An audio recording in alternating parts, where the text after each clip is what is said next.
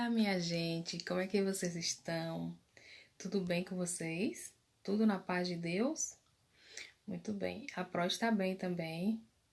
Estamos chegando na reta final, né, das nossas atividades remotas do ano de 2021. E eu espero que vocês continuem fazendo as atividades, né? E fazendo todas as atividades. Sabe por quê? Porque a Pro senta de 15 em 15 para fazer os planos de aula. O planejamento. Aí eu faço o planejamento, eu vou atrás de vídeo complementar, tenho que gravar o vídeo diariamente, né? Tudo isso é uma grande demanda para poder fazer uma boa aula para vocês. Então, o que eu espero de vocês? Que vocês dêem retorno das atividades. Não só a escrita, mas quando eu peço para fazer uma leitura para deleite, né? Um compartilhamento de um livro que vocês gostaram de ler, do desenvolvimento do feijão, né? Eu vi a turma da manhã, foram poucas pessoas que fizeram, fiquei tão triste, mas a da tarde já foi bem melhor, os alunos já compareceram mais, né? Então, todas as atividades, gente, é de grande importância, sabe? Eu tento fazer uma mescla de atividade para não ficar cansativo. Porque imagina se eu mandasse de segunda a sexta somente atividade de escrever, de escrever, de escrever, de escrever no livro, livro, livro, caderno, caderno, caderno. Somente isso, sabe? E eu penso muito em vocês, eu penso no psicológico de vocês, para vocês não ficar muito cansado, para sair um pouco da rotina, né? Porque o aprendizado não está somente na escrita, do lápis, uma borracha, uma caneta. Ele está no desenvolvimento da atividade, do andamento da atividade. Seja ela uma leitura, seja ela. Olha só que interessante a plantação do feijão lá. Plantar o feijão, ver nascer, cuidar, olhar o desenvolvimento ali até chegar nas bases, é muito gratificante, não é? E eu aposto que quem fez aprendeu muito com a nossa experiência, certo? Então, estamos chegando na reta final de 2021. Espero que todo mundo cumpra com as atividades, né? Estou no aguardo. Esse mês passado que eu fiz o relatório de outubro, fiquei um pouquinho triste porque tive que colocar muito nome de gente que não estava fazendo as atividades nos relatórios, que eu estava me segurando há meses para não colocar, mas no mês de outubro eu tive que colocar, descer nos relatórios para a Secretaria de Educação. Então, gente, vamos correr atrás, né? Não vamos deixar de fazer as atividades, porque todas as atividades são de grande importância, certo? E tudo tem um objetivo principal, né? Que é o aprendizado de vocês. Que vocês chegam no terceiro ano, quero que vocês cheguem lá, que vocês arrasem, que a professora Claudenilde fale: meu Deus, ó, os alunos de Marina vieram já preparados, já sabendo ler, escrever, fazendo conta, né? De multiplicar, que foi o nosso forte agora no mês de outubro, né? Então vamos lá, pessoal. Bom dia a todos, né? A nossa aula de hoje vai ser no livro de matemática, certo? Eu quero que vocês acompanhem. Primeiro, a prova vai fazer a nossa formação leitura. Vou ter que voltar aqui.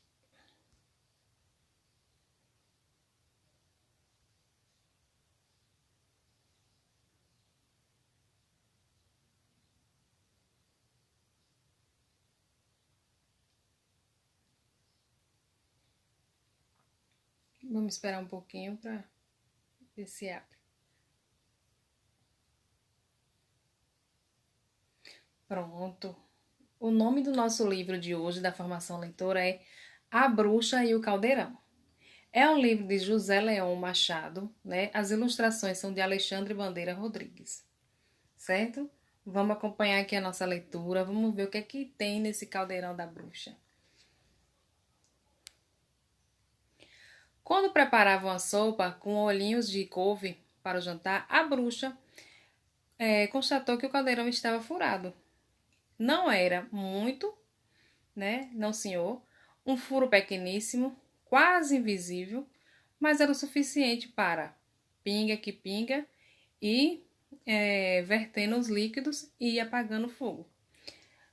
Nunca tal lhe tinha acontecido isso, né? Nunca tinha sucedido isso. Aí a bruxa foi lá no seu livro lá de feitiçaria, né? De quando ela estudava na faculdade de bruxa, né? A correspondência e confirmou no índice e nada encontrou sobre formar a forma de resolver o caos, né? O que haveria de fazer? Uma bruxa sem caldeirão era como um padeiro sem forno.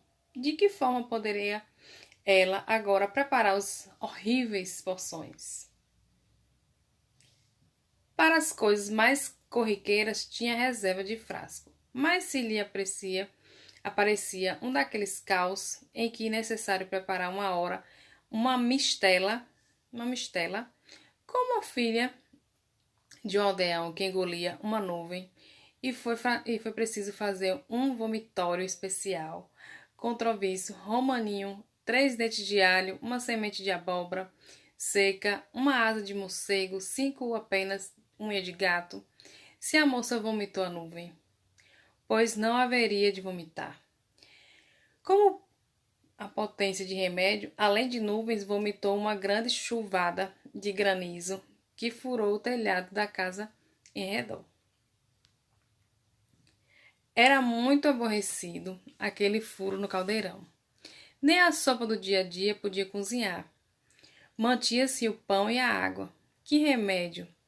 Enquanto não encontrasse uma forma de resolver o caos, batutou dias seguidos no assunto e começou a desconfiar-se o mercador que lhe vendera o caldeirão na feira há muitos anos atrás e não teria enganado com material de segunda categoria.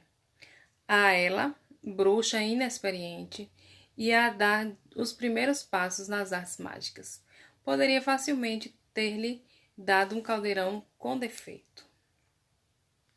Decidiu então ir à próxima feira e levar o caldeirão ao mercador. Procurando na seção de venda de apetrechos e cozinha, a bruxa verificou que o mercador já não era o mesmo. Era neto do outro e, claro, não se lembrava, nem podia das tropelhas comerciais de seu falecido avô. Ficou desapontada. Perguntou-lhe, todavia, o que podia fazer com o caldeirão furado. O mercador remirou, sopesou-se com ambas a mão e disse: Está bem, está bom. É para você pôr o pé na porta e fazer de vaso com os pés de sardinheiras. Fica bem bonitinho. A bruxa irritou-se com a sugestão e não fosse a gente toda ali na feira comprar e vender, transformava o menino em onagro. Acabei por dizer: a solução parece boa, sim senhor. Mas diga-me cá, se põe o caldeirão a fazer de vaso, onde cozinho o depois? Neste novo aqui, tenho um preço muito em conta. A bruxa olhou para o caldeirão que o mercador lhe apontava, sobressaindo um monte e muitos outros de um brilhante avermelhado. Mesmo pedi que o levasse. A bruxa tinha os seus brios de mulher, ficou encantada. O mercador aproveitou a ocasião para tecer os maiores elogios aos artigos, gabando a dureza e a grossura do cobre, os rendilhados da barriga, o feitio da asa em meia-lua, a capacidade e o peso, tão leve como um bom caldeirão podia ser, fácil de carregar para qualquer lado. Pois bem, levou, o mercador esfregou nas mãos de contente, mas avisou, acrescentou a bruxa, se lhe acontecer o mesmo ao outro, pode ter certeza de que transformarei em um sapo. O mercador riu. Depois disso, disparou enquanto embrulhava o artigo. Os anos passando, e a bruxa continuou no seu labor, até que um dia deu por um furo novo. E agora, velho caldeirão? Rogou uma praga tamanha que o neto do segundo mercador, que o lhe vendera, e essa hora de vez estar no comércio, né, comer o caldo na mesa, com a família, estava no charco apanhado às moscas. Então, enfim, né, o neto do mercador virou um sapo pela bruxa, né, porque ele vendeu a ela um caldeirão que furou novamente, né? Vamos para a nossa aulinha de hoje no livro de matemática, tá vendo? E nós vamos estudar um assunto novo, que é grandezas e medidas. Essas páginas aqui são a 163 e a 162 e a 163, certo?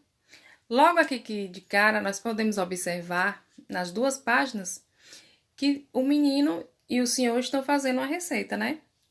E aí, grandezas e medidas. Nós não usamos medidas para medir a quantidade, né? Para fazer um bolo, a gente precisa colocar. A gente geralmente bota um copo de leite, 3 colheres de manteiga. Não é assim? Então, aqui nós podemos observar que eles estão fazendo um bolo, né? E tem uns objetos que podem ser usar de medida. Esse copo verde aqui, ó, ele pode usar como medida, tá vendo? Nós podemos observar aqui a cena todinha. E o que é que eles dizem? Leiam aí em casa. Ó, para fazer 20 pães, não é bolo, não é pães, viu? Me confundi. Para fazer 20 pães de mel, vou precisar de meio litro de leite e 100 gramas de farinha. Pai, na receita está escrito que devemos assar os pães por meia hora. Olha só a quantidade de grandezas e medidas que usamos numa cena só. Peso, medida e temperatura. Medida para medir os ingredientes, né? Para fazer os pães, né? A temperatura do forno que vai assar os pãezinhos.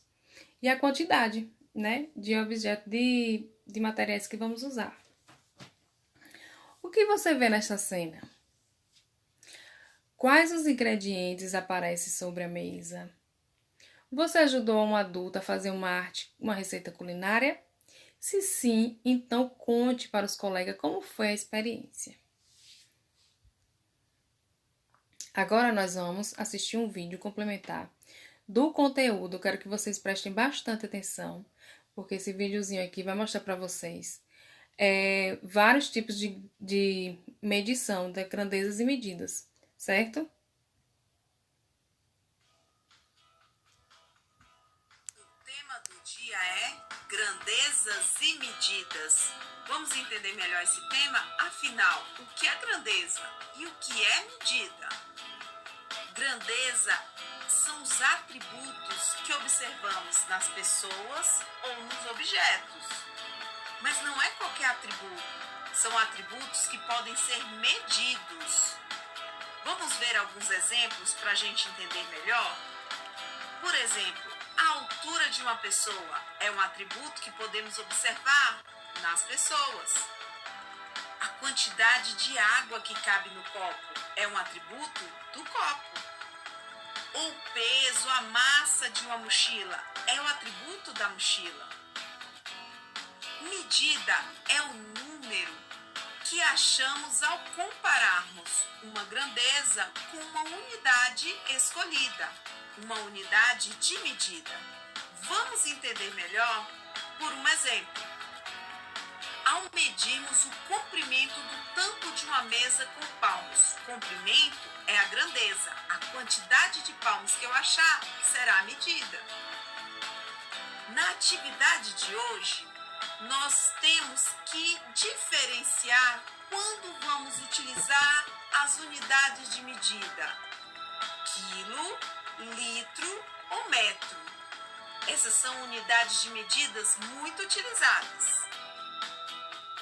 Quando pesamos ou medimos a massa de alguém ao subir na balança, como observamos a massa do arroz, ou então a quantidade de massa de pesos da academia.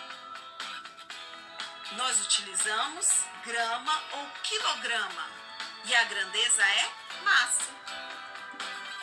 Vão prestando atenção aí nos nomes das grandezas, isso que nós vamos aplicar na nossa atividade do livro de matemática. Verificamos a quantidade de refrigerante numa garrafa, ou a quantidade de leite, ou mesmo a quantidade de desinfetante numa embalagem.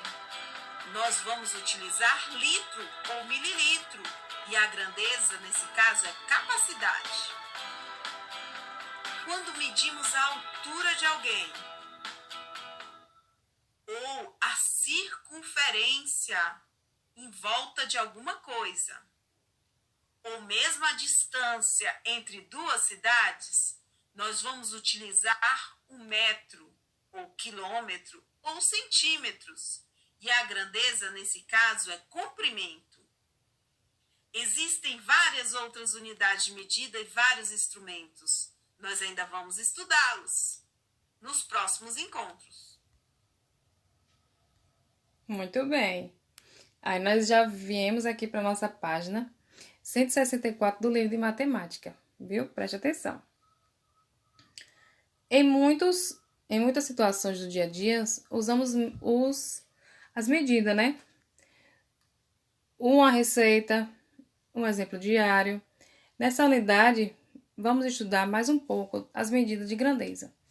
Tempo, né? Ó, preste atenção. Tempo. Preste atenção no que a prova vai falar de novo. Nesta unidade, vamos estudar mais um pouco as medidas das grandezas. Então, preste atenção, as medidas das grandezas, quais são elas? Tempo, comprimento, capacidade e massa, certo? Analise aqui as cenas das páginas de abertura da unidade e converse, né? Vocês podem conversar com a pessoa que está fazendo atividade junto com vocês aí, tá bom? Tem aqui, ó, o menino tem 100 gramas de farinha, é uma medida de qual grandeza? 100 gramas de farinha. Se for feita meia receita, quantos pães de mel será feito?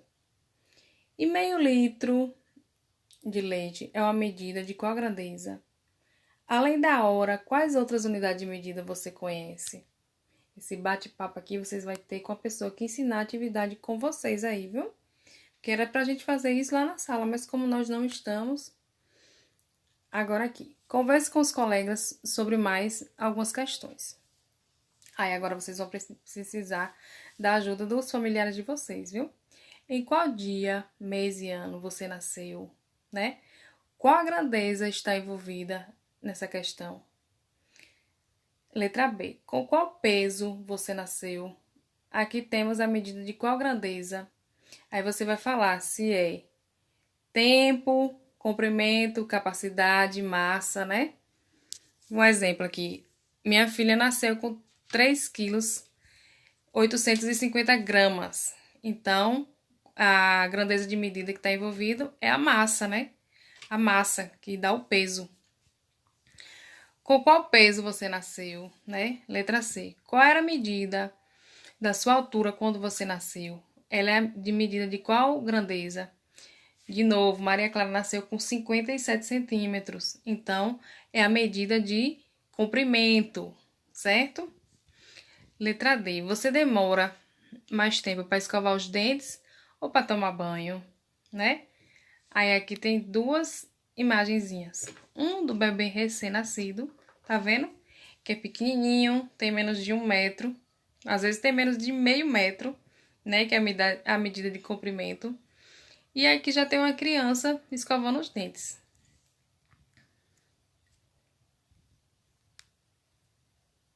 Deixa eu passar. Pronto. Na página 165 tem assim, tipos de grandezas.